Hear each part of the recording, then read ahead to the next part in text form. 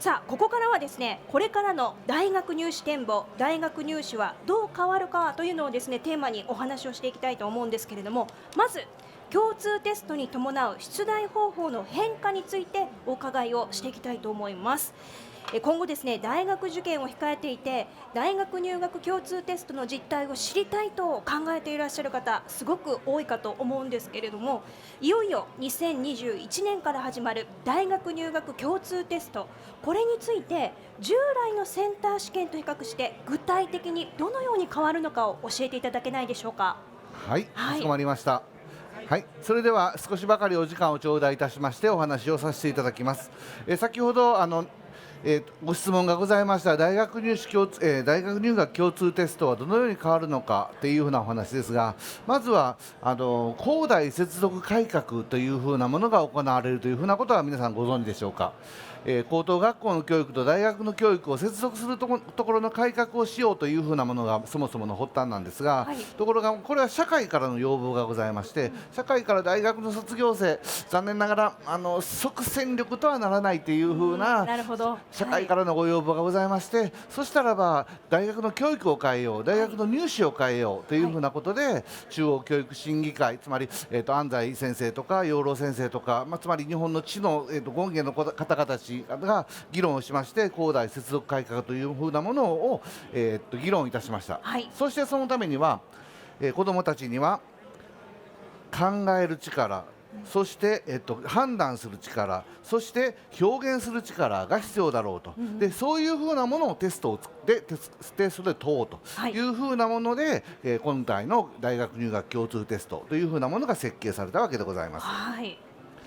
で、今回の共通テストでございますが、変わるところというのと変わらないところというふうなものがございます。はい、まずは、子どもたちに安心していただきたいことが大前提でございます。はい、変わらないところがあります。何が変わらないかと申しますと、教育課程が変わるわけではございません。はい、ですので今まで中学からあるいは小学校から高校生になって学んできたことが新たなことで問われることではないと、つまり教科書が変わるわけではないというふうなことが変わらないことが、これは大前提でございます。はい、そして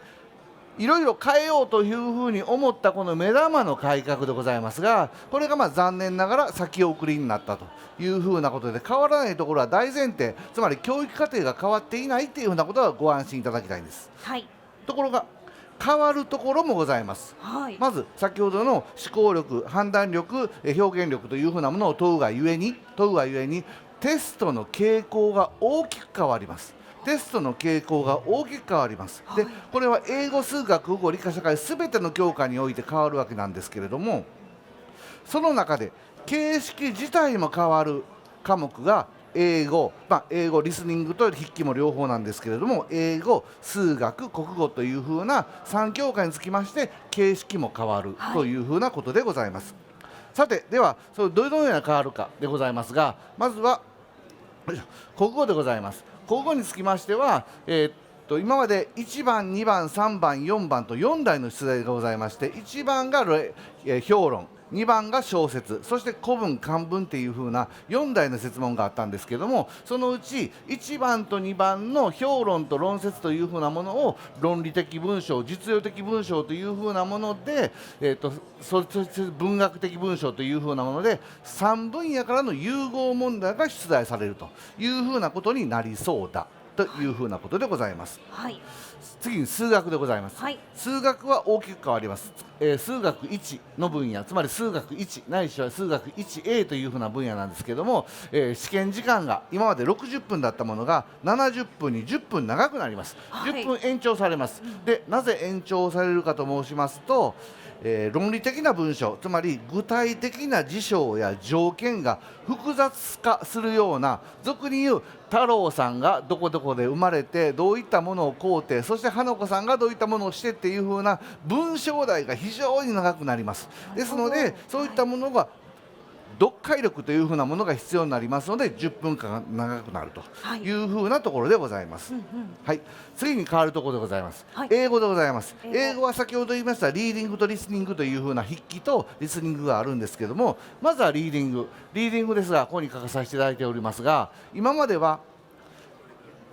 単語だアクセントだ発音だっていう風なものがありましたが、はい、それがなくなり純粋な読解問題のみ、そして、設問もすべて英語、そして身近で実用的な、設定がなされるっていう風なもので、はい、結構読解に大変な問題に出題されるという風なことでございます。はい、そして、リスニングでございますが、リスニングが、現在、昨年までのセンター試験では非常に全ての問題が2回読みで、まあまあ皆さんが音声を聞き取れるようなものだったんですけれども、ところが、6問のうち1番から3番が2回読み、そして4番から6番が1回読み、1回読みというふうなものに変更され、そして全体の分量が増加するっていうふうなことでございます。ですので英語につきましては、筆記の内容とそしてリスニングの形式というふうなもので変わるのと同様に、ここに書かさせていただきましたが、配点でございますが、配点につきまして配点につきましては、今まで筆記の配点が200、そしてリスニングの配点が50っていう風なものだったんですけども、はい、おのおの100、100という風なものになります。ところが大学の方は傾斜配点という風なものを書かせておりますがございますので、各大学に応じてリスニングの配点が何点、そして、筆記の配点が何点という風なもので注意をしないといけないという風なことでございます。はい、はい、そしてそういうふうなものを、思考調査というふうなもので大学入試センターおよび文部科学省が、そのようなテストをやってみて子どもたちがどういうふうに取れるのかというふうなもので思考調査をしました、はい、そして弊社ではその思考調査をもとに、次年度の大学入学共通テストはこういうふうなもんですよというふうなものの模擬試験の問題を作っていました。それを弊社の生徒たちに解かさせてみました、となると先ほども申しました通り教育課程が変わるわけではない、つまり傾向が変わるだけなんだっていうふうなことを生徒たちの感想を聞いていました。そしたらば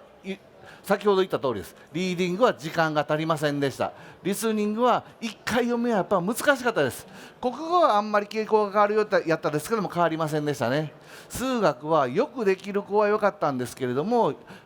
もう少し頑張らないといけない子どもにつきましてはやっぱ文章題が長くなりますので難しくて時間不足で、理科と地歴公民につきましてはこれも傾向が変わりますので、難しくはないんやけどもだいぶ考えるような問題だったなというふうなことで変化を伴うというふうなことでございます。はい、これは最新の入試の情報でございます。センター試験から変わりました共通テストの出願状況でございます。現役生の数はあまり変わりませんけれども、既卒生、浪人生は大きく減少しております。つまり大学入試が変化することによって既卒、つまり浪人すると不利になるだろうなっていうふうに恐れた子どもたちが浪人しないというふうなことになりましたので、今年は大きく浪人数の数が減っているというふうなものが、今の最新情報でございます。まとめます、はい、大学入試の変化でございます。先ほど前提として申しました大学入試の大きな変革はありませんよ。つまり課程が変わるわけではありません。つまり高等学校のカリキュラムに変更はありません。ところがさまざまな傾向について変化がありますので、それにつきましては注意が必要で対策が必要ですよ。その対策の仕方についてははい、また後で申し上げますこんな感じが大学入試の変わる、つまり共通テストはどのように変わるのかっていう風なお話でございました。はい、わかりました。本当にいろいろなことがちょっと変わっているということなんですよね。ではですね、最後にこの変革する大学入試を見据えましてこれからの大学に向け駿大グループではどのような取り組みをされているのか少し教えていただけないでしょうか。はい、まず弊社では、このブースの中にさまざまご紹介をさせていただいておるわけなんですけれども、まずはオンラインの質問システム学ぼうというふうなものがございまして、子どもたちの疑問につきましてオンラインで答えることができるというふうなシステムがございます、そしてまた、最新の AI 教材頭プラス模擬試験につきましてもオンラインで受けることもできます。それをまた AI が判断をしてそして子どもたちの苦手分野を、克服していくというふうなオンラインのシステムもございます。そそしてまた e ラーニングのプラトンとかリスニングドリルとかさまざまなブースでご説明申し上げておりますので、大学入試の変化につきましては寸大は万全の体制をとっているというふうに考えていただいても問題ないかというふうに思うところでございます。はい、わかりました。寸大グループではこれまでの質の高い対面授業に加えて AI や CBT を活用したオンラインシステムの併用で変革する大学入試へ対応しているということなんですね。わかりました。さあ、今ご紹介いたしましたサポートシステムですが、ブース後方で専門スタッフがご紹介しております。皆さんぜひこの後お立ち寄りください。ではお話しいただきました松田さん、本当にありがとうございました。ありがとうございました。